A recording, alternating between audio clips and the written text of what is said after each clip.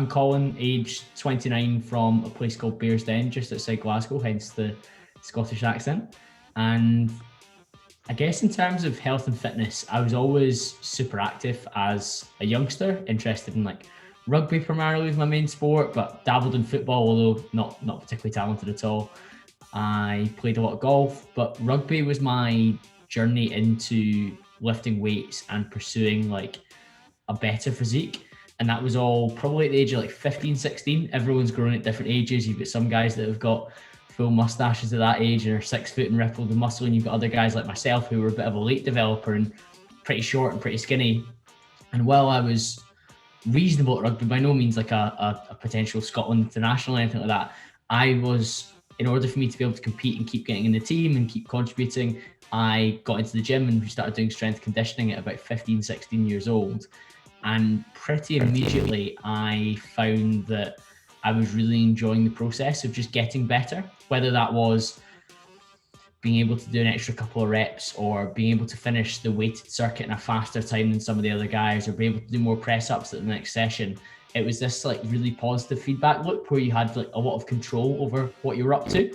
Now, at the time, I probably wouldn't have been able to articulate it like that as I am now, but I really recognized that I massively enjoyed the feeling of progress and feeling changes in my body and being a bit more muscular, being a bit more confident with that. And that grew and grew and grew over the kind of latter years at school and early years at university, where I was lifting weights 4 or 5 days a week. I was playing rugby once a week and training twice a week for that. But I started to get a lot of shoulder injuries. Primarily in my second year at university, I was playing men's rugby and I was continually getting a flare up in my right shoulder. Now, some of this was actually linked to not having the best programming at my weight training, where I'd actually developed a bit of an imbalance between the front of my body and the back of my body.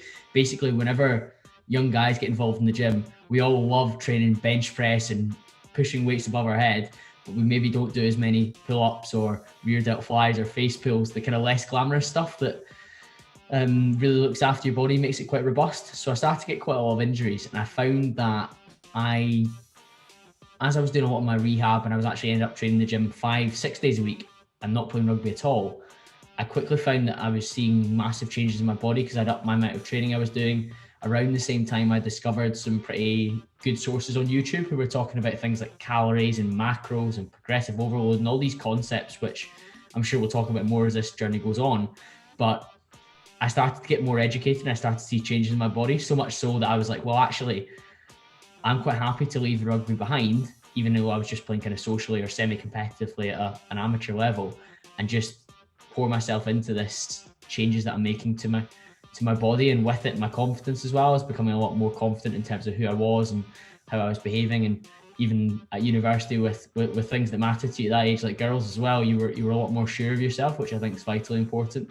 And weight training from that young age up until kind of early 20s was a huge experience and a huge part of that.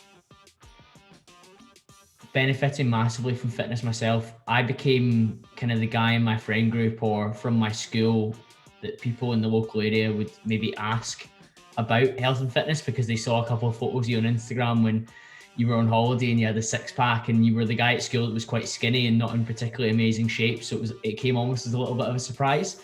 And it would have been January 2017 when my brother and I decided to create content on Instagram together as the Cambro brothers, or on Instagram it was Cambros for short.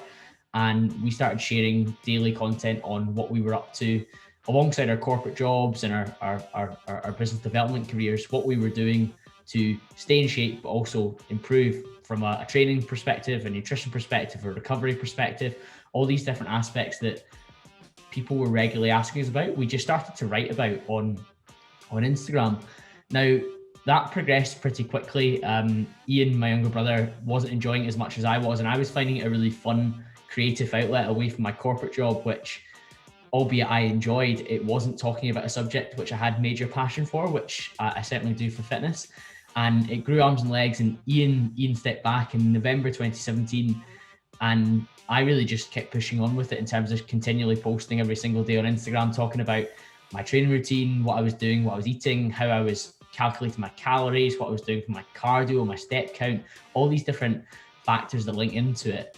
And it just kept snowballing. Eventually, I think about a year and a half in, I reached 10,000 followers, which at the time was always a really important metric to underline that people were interested in what you were saying. I started working with brands that I'd always respected, ones like My Protein and Muscle Food, which I'd always bought their stuff over the years myself. And to be recognized by them and be able to pass on a discount to my followers was something that was very important to me.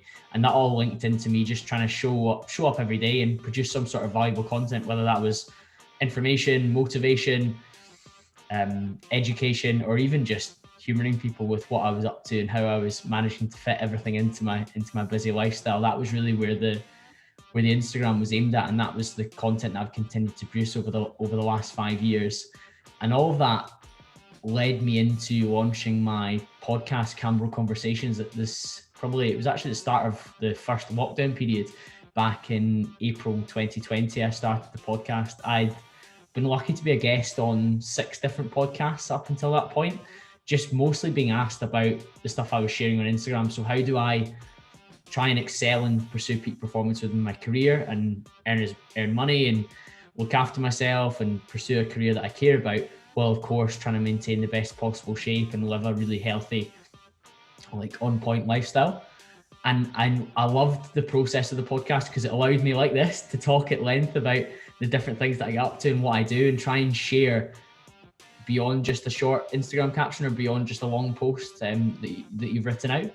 So much so that I wanted to do my own one, and that kicked off in, like I say, in April 2020, and now we're over, at the point of recording this, over 130 episodes in. It's now in the top 2% podcast in the world, and it focuses on people talking to me and sharing with me how they operate at their peak in whatever field they're in, and the different things that they can do that can help the listener. So there's been a wide range of guests, from people that are published authors, people that are fitness coaches, people that are recovering addicts, people that are high performers in the entrepreneurial world.